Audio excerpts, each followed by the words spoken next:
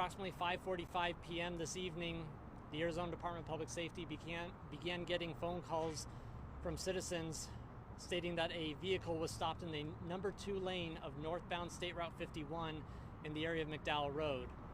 Further calls received were detailing that the driver was slumped over in the driver's seat and appeared to not be moving. Troopers arrived on scene and attempted to make contact with that driver. They also found that the driver was unresponsive but was in possession of an AK-style pistol in the front passenger seat. Due to the driver's unresponsiveness and that close proximity of the pistol, the troopers on scene, out of an abundance of caution, backed off and requested for additional support. Excuse me. At that time, the highway was also shut down to protect the public in the area. The troopers on scene utilized multiple less lethal methods to attempt to contact the driver and to solicit a response. The driver did begin to move at that time, however, was not compliant with commands on scene. At that time, the Phoenix Special Assignments Unit from the Phoenix Police Department arrived on scene and formulated a tactical plan. The plan was executed successfully, which brought the driver into custody with no injuries sustained to the driver, to officers, or to troopers on scene. At this time, the highway has been reopened to full traffic. It was shut down in both directions for the duration of this incident. The driver has been transported to a local hospital for evaluation before being booked into Maricopa County Sheriff's Department. The Arizona Department of Public Safety would also like to thank the Phoenix Police Department for their assistance in bringing this incident to a peaceful end. Can I get any questions? Yeah, do we know, is this a medical emergency, intoxication, or is that still unclear? That's still unclear at this time. Is there any indication that the person, since they did have, did you say a rifle in the vehicle? It was a pistol, yes. Pistol. Sorry, I was coughing at that moment. Do you think he potentially had plans to harm himself or others? I can't speak into that. I do not know. But nobody at this point, like in other vehicles, said they felt like they were being targeted or anything when they called? No, we had not received any information about the AK pistol until we had arrived on scene and saw it there in the passenger seat. So the driver is headed north. Correct. 51 and just comes to a complete stop. That's what it appears at this time.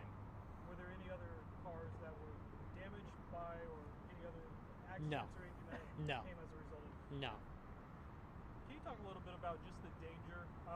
This is kind of the second time in less than a month that really in the middle of rush hour traffic that there's been some type of law enforcement incident that has shut down traffic, that has brought out multiple agencies that have really impacted drivers trying to get home. Can you just talk a little bit about the dangers or just the concern when things like this happen in the middle of freeway rush hour traffic as folks are trying to get out? Yeah, absolutely. Any closure is going to have a danger factor to it, because if there's a closure, people are getting moved out of the direction that they were expecting. People are not going where they were expecting to go and start to slow down, start to look at what their options are. With people making sudden movements because they're realizing that their path that they thought they were going to go on is now no longer available, those sudden movements can turn to collisions. Collisions turn into more backups, and more backups, there's always collisions involved as well. So anytime there's a major closure, but especially at rush hour when there's even more traffic on the road, it's a dangerous situation for citizens and for troopers who are attempting to do that, as well as for ADOT, who usually manage the closures for us as well. What do you guys know about the suspect?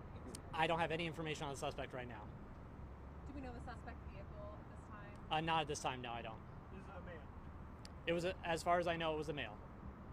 And, so many folks are at home kind of wondering, it's been quite a week for you to be the new PIO in this position. They're thinking back to 3 weeks ago when we had that carjacking incident, and then yesterday. A lot of people, are wondering what's going on our Arizona roads. What would you tell my viewers tonight who might have those thoughts? I would say that, especially in law enforcement, every day there's a different threat and a different concern for us. Today is no different than any other day. Yeah, we have had some high-profile incidents that have occurred. We are handling them to the best of our abilities and the best of our training that the Arizona Department of Public Safety is proud of. And just to be clear, that gun at no point that you know of was shot? No, at this time there were no shots fired, no. How was the suspect woken up? That I don't know. That was Phoenix Police's special assignments units are the one that made contact with him and actually got him into custody. Okay, so we don't know if he mentioned anything or said anything? No, I don't have any information on statements, no. Was he, are you able to say if he was like walking when they were? I don't have that information, no. And then I know we've been coughing and sneezing a lot. I don't know if that's maybe something that was used like tear gas or anything that would have swept over here? I can't speak into what specific methods were used now. Was anyone else arrested as a result of this incident, or was only one arrest? Only one. Okay. What kind of charges may the suspect be looking at? I can't speak into specific charges at this point in time. I don't have that information yet. I did notice like there were some people that kind of were walking on the side. Was it hard to get everybody, you know, kind of back in their vehicles to then continue off? I know I got here a little late to the game just because I was coming from somewhere else. And by the time I got here, they had cleared out all the traffic. So we always try to clear out traffic as much as possible, especially where there's a potential threat to those that are around us. We always want to get them out of the roadway as soon as possible. So they did that as quickly as they could. Yeah, and you can I don't have that information. you speak a little bit to the challenges, this being truly in the heart of rush hour? Just kind of like I said previously, in rush hour, there's going to be even more traffic on the road. So any closure is going to create even more backups, especially at this location just north of the mini stack, the 51, the 10, and the 202 interchange. That's going to cause a backup not only on the 51 where the closure actually is, but as well as on the 202 for people trying to transition onto the 51 and the I-10 from both directions for the I-10. So it definitely creates a major traffic issue when it happens at rush hour, and especially at a location such as this. You may have already said this, but what was state troopers' role in this, and then what was the police department's task force part of it? So DPS was involved in the initial contact with the subject to try to make contact with him and to shut down the highway. ADOT also assisted with the shutdown.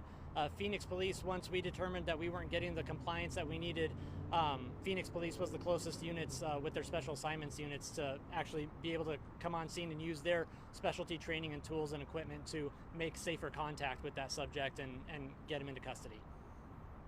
And again, no injuries. No injuries, no. Wow, which is saying something during the time that it happened and all the close. I think it truly speaks into the amount of training that both we take as well as the Phoenix Police Department Special Assignments Unit. Thank you. Thank you, everyone.